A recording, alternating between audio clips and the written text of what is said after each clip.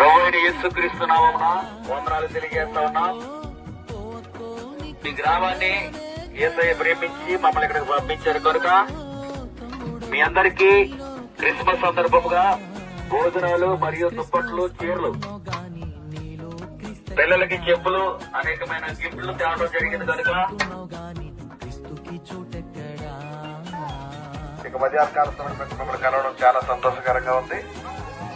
Okay, యేసుక్రీస్తు దేవుడంటే ఎవరు అనే విషయాన్ని మనం కనుక చాలా జాగ్రత్తగా ఆలోచించినట్లయితే,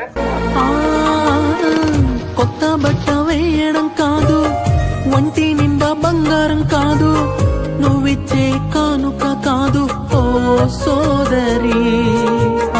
నీవు క్రీస్తుని కలిగి ఉంటే నిజమైన క్రిస్మస్, నీవు క్రీస్తులో జీవించుటే నిజమైన క్రిస్మస్, లో జీవించుటే నిజమైన క్రిస్మస్.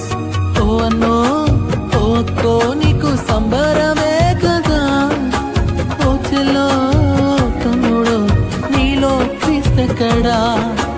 ఓ అన్నో ఓ అక్కో నీకు సంబరమే కదా, ఓ చెల్లో తమ్ముడు నీలో క్రీస్తెక్కడా.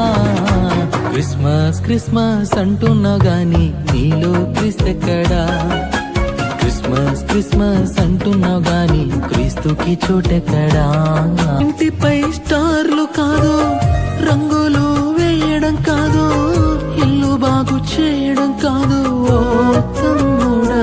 ఇంటిపై స్టార్లు కాదు, రంగులు వేయడం కాదు, ఇల్లు బాగు చేయడం కాదు ఓ చెల్లెమ్మా.